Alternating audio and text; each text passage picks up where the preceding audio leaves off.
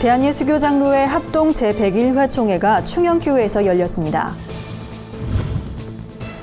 영적 위기를 만난 크리스천들에게 성경적 대안을 제시하는 책 다윗이 출간됐습니다. 예장통합이 정기총회를 열고 제101회기 신임원들을 선출했습니다. 제68차 생명의 성령의 법 특별 세미나가 열렸습니다. 안녕하십니까. 구TV 뉴스입니다. 예장합동 제101회 총회에서 부총회장 후보가 탈락하는 초유의 사태가 벌어졌습니다. 총대들은 현장에서 새로운 후보를 천거해 임원 선거를 진행했다고 하는데요. 자세한 소식 김준수 기자가 보도합니다. 26일 열린 예장합동 제101회 총회에서 총대들은 부총회장에 출마한 서천업교회 김영우 목사와 목포 시온성교회 정용환 목사의 후보 자격을 박탈했습니다. 총신대 총장직을 유지한 채 부총회장에 출마한 김영우 목사와 후보 간 담합에 가담한 정용환 목사가 선거법을 위반했다고 판단했습니다. 일부 총대는 이 같은 결정에 반발하며 거칠게 항의하기도 했습니다. 총대들은 현장에서 광주 교다시교회 나학수 목사와 익산 동산교회 전계현 목사를 새로운 부총회장 후보로 추대하고 임원 선거를 진행했습니다. 신임 부총회장에는 757표를 얻은 전계현 목사가 당선됐습니다. 신임 총회장에는 부총회장 김성규 목사가 자동 승계했습니다. 김 목사는 총회의 화합을 위해 노력하겠다는 포부를 밝혔습니다. 교단의 과거에 아팠던 상처나 이런 것도 좀 싸매고 우리 교단이 이제 미래에 나가야 될 비전에 대해서 다시 한번 우리가 정리하면서 대외적인 것이나 모든 것을 다시 한번 재정립할 생각을 가지고 있습니다. 한편 이번에 발표된 총회 교세 현황에 따르면 노회 수는 153개, 교회는 11,770개, 교회인 수는 약 270만 명에 이르는 것으로 나타났습니다. 예장합동은 남은 총회 기간 동안 목사 장로 정년 연장, 한기총 복귀, 이단 재결의 등의 안건을 다룰 예정입니다. 구TV 뉴스 김준수입니다. 다윗의 삶을 통해 크리스천의 영적 고난을 지혜롭게 이겨낼 수 있도록 돕는 책 다윗이 출간됐습니다. 저자 유병용 목사는 영적 환난과 고통은 그리스도인의 숙명이라며 다윗의 삶을 바탕으로 영적 고난을 이겨내기 위한 성경적 방법들을 제시하고 싶었다고 말했습니다. 유병용 목사는 눈앞의 문제보다 문제를 풀어가시는 하나님을 크게 봐야 한다며 다윗은 하나님을 크게 봤기 때문에 모든 일을 하나님의 능력으로 접근할 수 있었다고 말했습니다. 이어 다윗과 같이 준비된 사람이 되려면 예배의 중요성과 삶의 정직성을 하나님 앞에서 회복해야 한다고 전했습니다. 간담회에 참석한 협성대학교 박민용 총장은 독자들이 책을 읽고 골리앗과 같은 거대한 세속화의 물결을 거슬러 하나님 나라를 세우는 영적 리더가 되길 바란다고 밝혔습니다. 오늘의 사회 이슈를 홍희연 기자가 종합해드립니다. 오늘의 이슈 포커스 홍희연입니다. 새누리당이 정세균 국회의장의 사퇴를 요구하며 당 운영을 한시적 비상대책위원회 체제로 운영하겠다고 밝혔습니다. 이정현 대표가 무기한 단식 농성에 돌입한 데 이어 국정감사도 전면 거부했습니다. 새누리당의 이러한 투쟁은 정 의장이 농림부 장관 해임 건의안을 날치기로 처리했다고 보기 때문입니다. 하지만 정세균 의장은 해임 건의안은 국회법 절차에 따라 적법하게 이루어졌다는 입장을 고수하고 있어 논란이 예상됩니다. 북한 국경 부근 수해 지역에서 주민들의 탈북이 늘어나고 있는 것으로 알려졌습니다. 미국 자유아시아 방송은 최근 수해로 인해 국경 경비대 초소와 철조망 등 통제 시설이 파괴되면서 주민들의 탈북이 용이해졌다며 북한 당국은 이를 차단하기 위해 고위부 검열단을 파견했다고 보도했습니다. 탈북 난민인권연합 김용화 대표는 예전엔 월 평균 10명에서 20명이 탈북했는데 지금은 하루 10명 수준으로 증가했다며 이로 인해 북한의 일반 주민들은 물론 엘리트층도 함께 동요하고 있는 것으로 파악된다고 말했습니다. 전국 철도 지하철 노조가 성과연봉제 등 정부가 추진하는 정책 도입에 반대하며 27일 연대 파업에 돌입했습니다. 철도 지하철 노조가 공동 파업에 나선 것은 22년 만입니다. 정부는 법과 원칙에 따라 엄정하게 대처하겠다고 경고하며 파업으로 인한 승객 운송과 화물 운송에 차질이 없도록 하겠다는 방침을 세웠습니다. 강호인 국토교통부 장관은 국민 불편을 담보한 불법 파업은 어떤 경우에도 용납이 어렵다며 파업을 철회하고 조속히 본연의 자리로 돌아설 것을 엄중히 촉구한다고 밝혔습니다.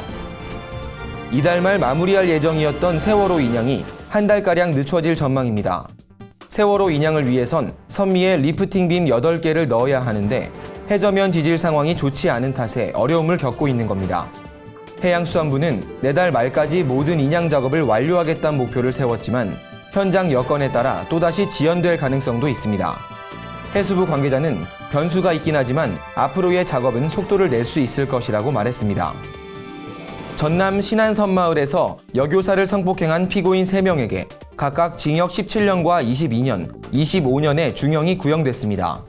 검찰은 여교사의 피해 정도가 극심하고 학부형으로서 자녀들의 선생님을 돌아가며 성폭행한 점, 사회적 파장 등을 감안할 때 중형 선고가 불가피하다며 구형 이유를 밝혔습니다.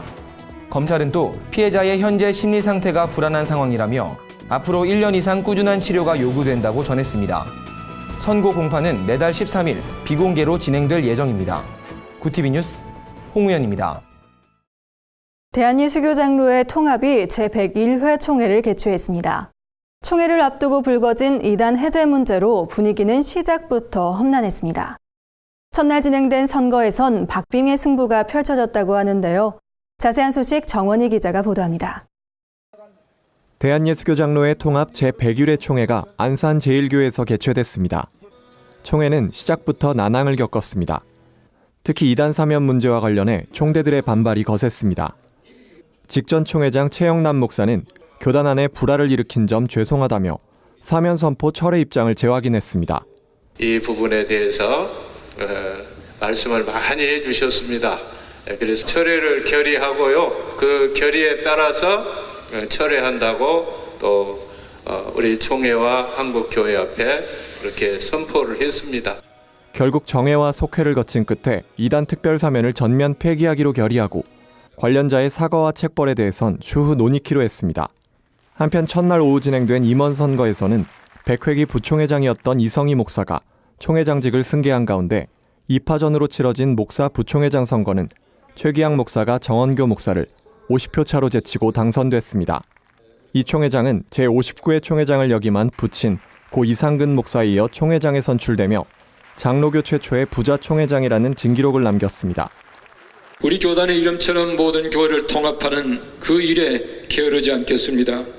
그리하여 우리 교단을 넘어서 한국교회가 개혁되고 민족교회로 발돋움하는데 우리 교단의 역할과 몫을 적극적으로 해나가겠습니다.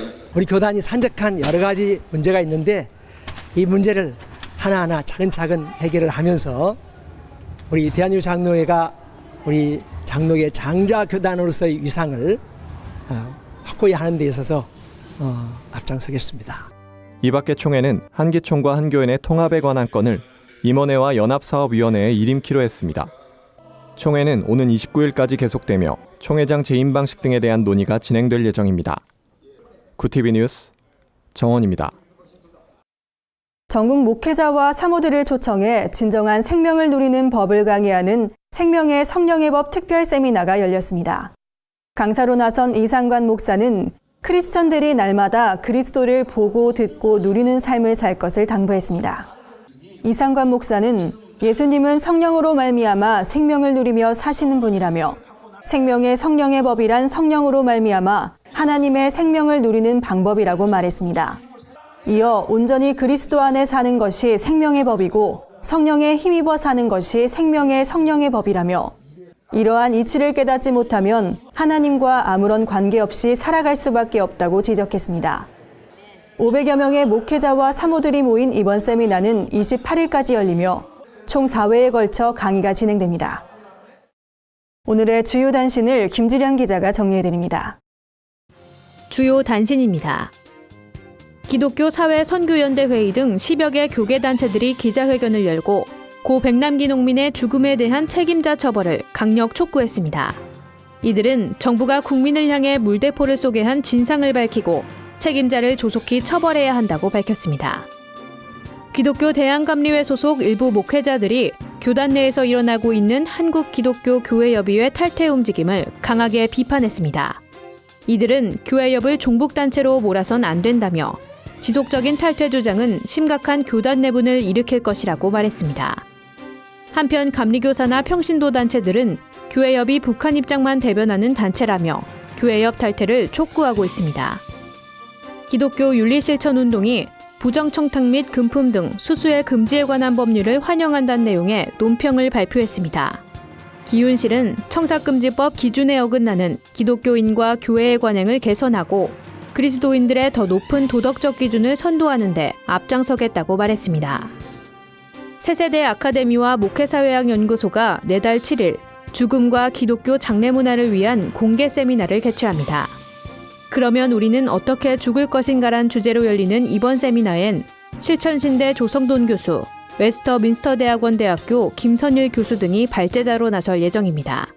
구티비 뉴스 김주련입니다. 이상으로 뉴스를 마칩니다. 구티비 뉴스는 인터넷 신문 뉴스 미션을 통해서도 보실 수 있습니다. 시청해주신 여러분 고맙습니다.